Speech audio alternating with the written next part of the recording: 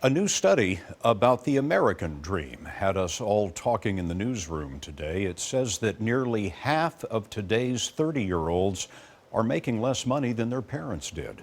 Here's Jim Axelrod. I was always taught that hard work pays off. Don't ask 38-year-old Josh Schartzer about that part of the American dream where children do better than their parents. I think it's a dream, and I think it's going to be a very hard dream to make a reality. It's a lot more harder to reach that reality than it was 20, 30, 40 years ago.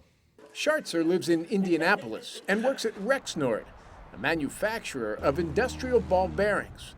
He makes less than half what his dad did, selling power for Midwestern grids. It seems like the pie got eaten before I could get any crumbs.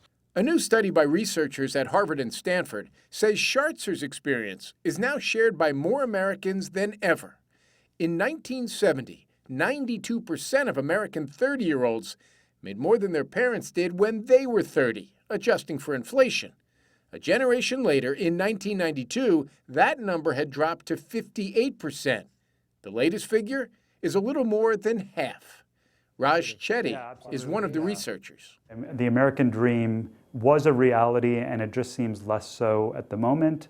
Chetty says while the economy has certainly slowed, a bigger factor in the trend is the distribution of income.